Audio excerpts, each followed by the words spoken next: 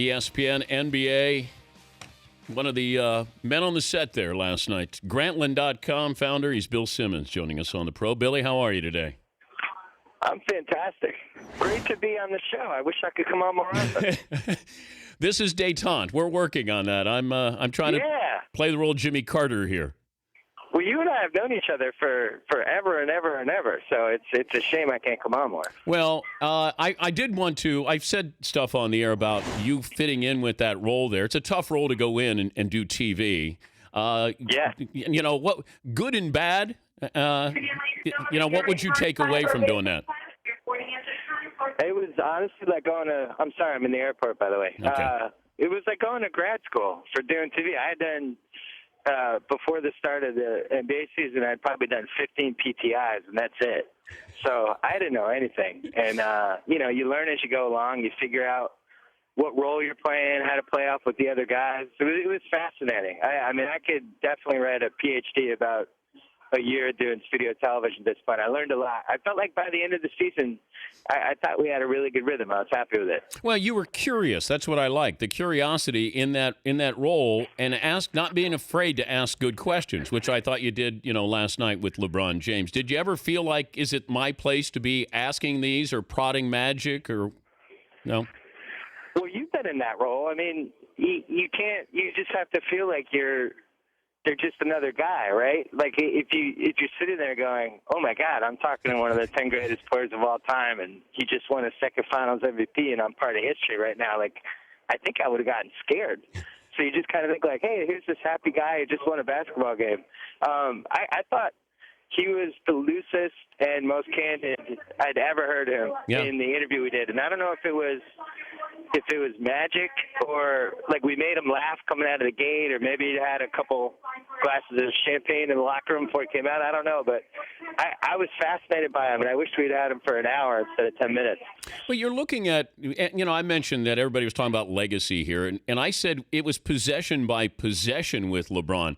I don't know what there's left for him to answer, but your thoughts on what he did, and is there another question you have for him with his career that he has to answer? Yeah, I mean, I thought after last year, I thought he's on the top shelf for me of basketball players. He's in the top 13, of all time. Now that he's won two, Jordan is officially in play. I mean, I don't think he's there yet, but when you think about, he's had 10 years, he's only 28 years old, 4 MVPs, 2 Finals MVPs.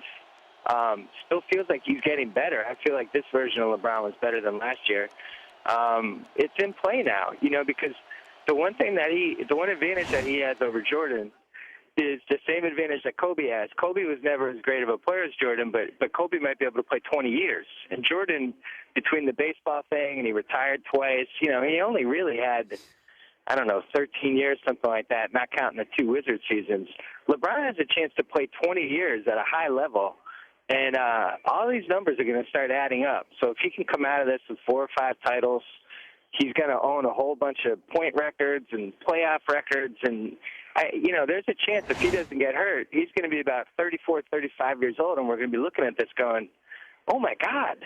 But the one thing we've learned about sports is things can flip. Like, look at Albert Pujols. Albert Pujols had his first 10 years was probably the greatest 10 offensive years anybody had since Babe Ruth. And then now he's on the Angels. He's got like a 720 OPS or something. So things can flip. He's Bill Simmons from the Mothership joining us, Dan Patrick Show.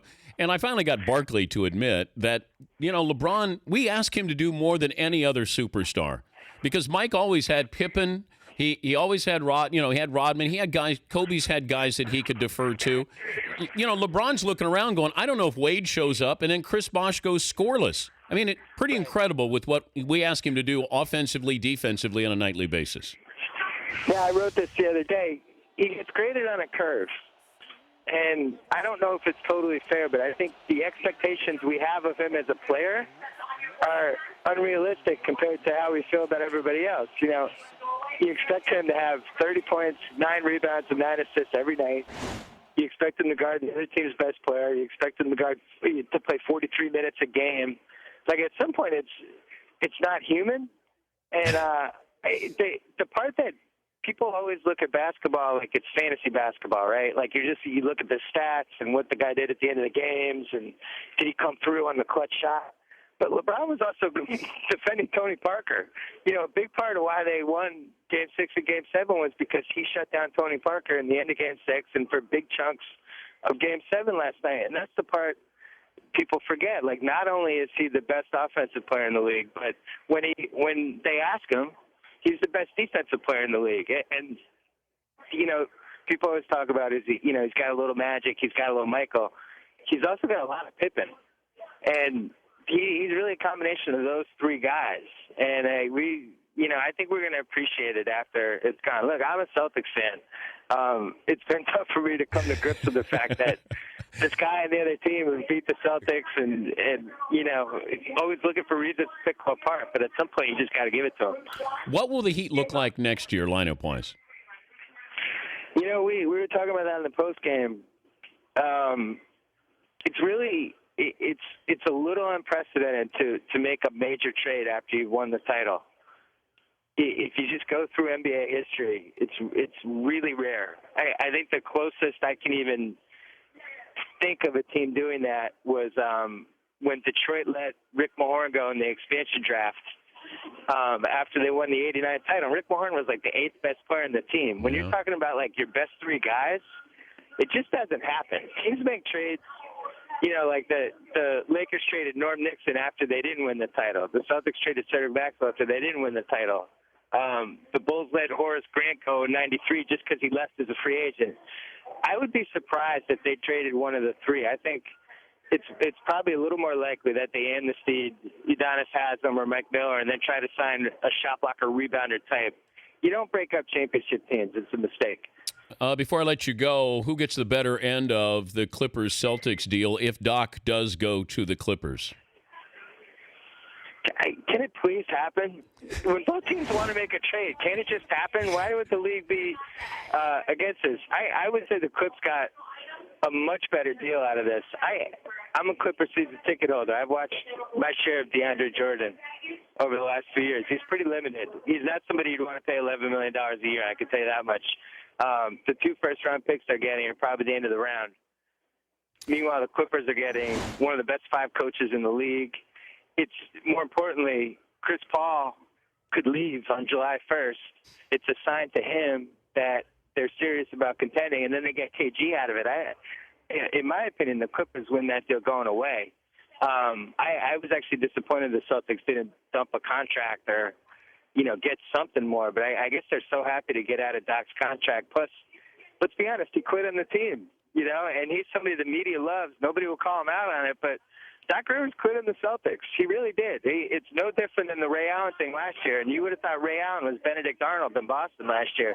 This is the same thing. This is somebody who saw the writing on the wall and got out of it and went to a better situation so he could live in L.A. and play golf. Let's call it what it is. Good to visit with you, Billy. We'll love to have you back on, but safe travels back, and good luck with Grantland. And tell Gus Ramsey I said hello. I will. Dan Patrick, I miss you. I miss your Musk.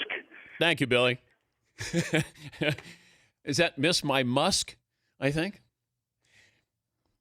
Little anchor man there. You know what? Years ago, when Bill was trying to get into the mothership, and his friend is Gus Ramsey. He's part of the coordinating producer there. Sharp guy. And Gus said, you know what? Nobody's listening. They're not looking at Billy as somebody they can bring in. And he gave me 3 columns. Boston sports guy wrote. And I read them, and he goes, what do you think? I said, well, I love the columns, but I don't know where you put him in at ESPN. So I went up to John Walsh, who is one of the guys in management. I said, John, this guy's good. I don't know what he can do. And I think eventually John and Bill met and had good conversations, and Bill Simmons said, look, whatever it takes, I'm going to work here. I want to work here. I need to work here. And then they open the door, and then we see just how talented he's been with Grantland and 30 and 30 and a variety of things there.